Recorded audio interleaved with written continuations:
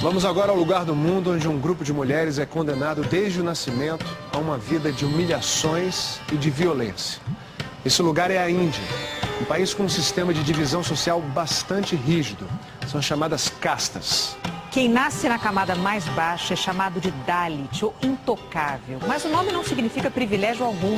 Os intocáveis não têm direitos e são vítimas de todo tipo de agressão, especialmente as mulheres. Algumas chegam a ser atacadas com ácido. Lugares onde as mulheres nascem com o destino traçado. E o destino é o sofrimento.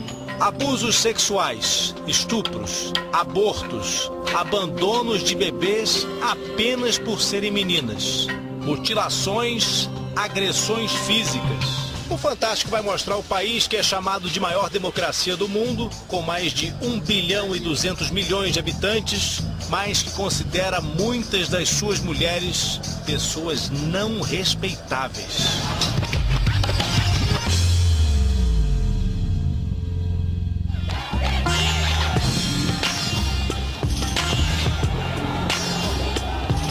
Há 1 ano e meio, um caso bárbaro levou milhares de pessoas a protestar nas ruas das principais cidades da Índia.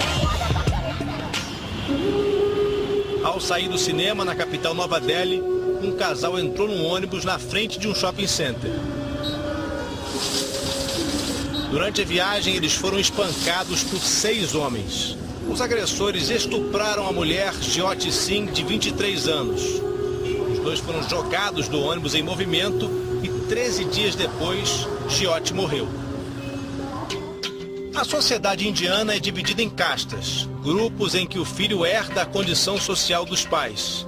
E quanto mais alto na pirâmide, mais direitos a pessoa tem. Mas a maior parcela da população, a base da pirâmide, é formada pelos Dalits, os intocáveis. São mais de 160 milhões de pessoas, quase o Brasil inteiro, sem direitos. E dentro das outras castas, os homens têm poderes que elas não têm. Para mostrar o problema de perto, a jornalista Radha Bedi, uma inglesa de origem indiana, foi até Nova Delhi. Radha encontrou casos de violência contra os Dalits todos os dias. Os jornais estão cheios de histórias de violência sexual e estupros. Olha só. Garota Dalit estuprada por gangue, mulher atacada com ácido, 350 estupros em Nova Delhi nos 4 primeiros meses desse ano. O preconceito contra as mulheres na Índia começa ainda antes do nascimento e se espalha por todas as classes sociais. Muitas famílias indianas, mesmo as mais ricas, veem o nascimento de uma menina como um desperdício, um problema financeiro. Elas representam gastos com educação, alimentação e para casar uma filha é preciso juntar um grande dote, ou seja, dar presentes para a família do marido. Com esse argumento, o marido e os sogros de Mitu queriam que ela abortasse as filhas gêmeas. Depois do ultrassom que mostrou que eram meninas, eles queriam que eu tirasse os bebês. Pararam de me dar comida. Nada para comer? Não, e o meu marido me empurrou nas escadas. Eu comecei a sentir dores no abdômen e a ter um corrimento. Então eles me trancaram num quarto. Mitu fugiu, teve as 2 filhas e se tornou uma ativista contra esse tipo de aborto. Ultrassons servem para detectar anomalias. Ser mulher não é uma anomalia. Na Índia, esses abortos se tornam uma indústria milionária.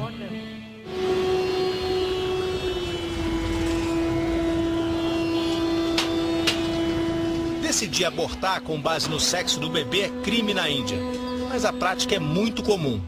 Um estudo mostrou que na última década 4 milhões de bebês foram abortados apenas por serem do sexo feminino.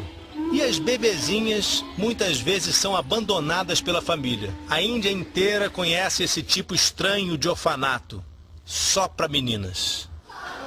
Como ela se chama? Arádia. Ela foi jogada no mato. Quanto tempo de vida ela tinha? 2 dias. 2 dias?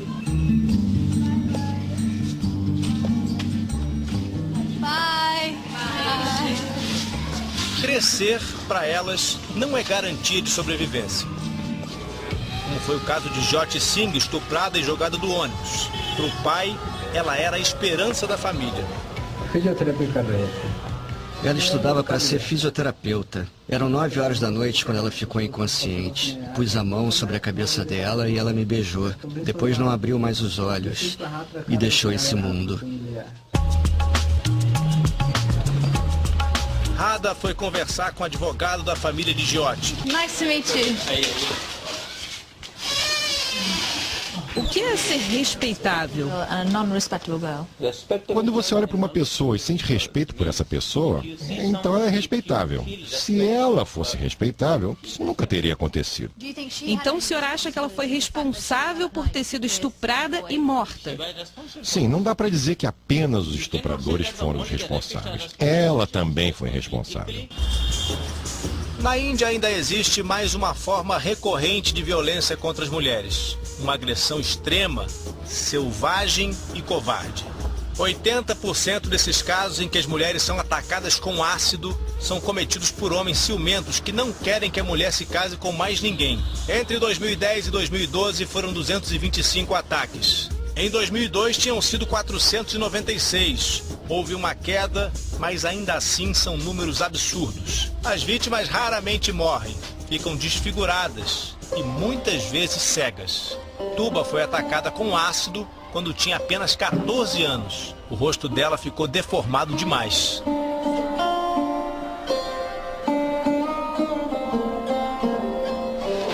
Como isso aconteceu? Eram 5h30 da manhã. Um grupo de rapazes passou por mim e jogou ácido no meu rosto. Um deles sempre tentou se aproximar de mim, mas eu nunca dei bola para ele. Dá para você notar que a boca não abre toda? Ela tem muita dificuldade para se alimentar. Só toma líquidos e precisa usar esses canudos no nariz para poder respirar direito.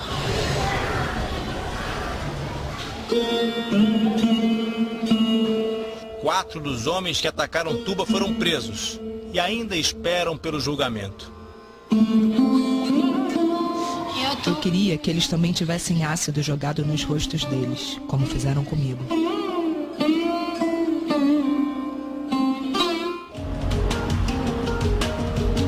A pena máxima para esse tipo de crime na Índia é de 10 anos, mas os julgamentos muitas vezes se arrastam e as penas podem ser muito mais leves.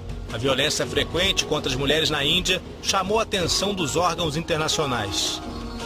A ONU fez uma pesquisa e constatou que 90% das indianas têm medo de sair nas ruas.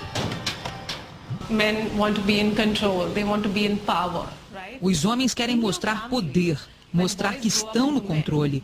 E esse comportamento passa de geração para geração. Os meninos tratam mal as irmãs e vão abusar das jovens e depois torturar as esposas. É urgente passarmos a valorizar as mulheres nesse país imediatamente. Mas as mulheres indianas começaram a se erguer.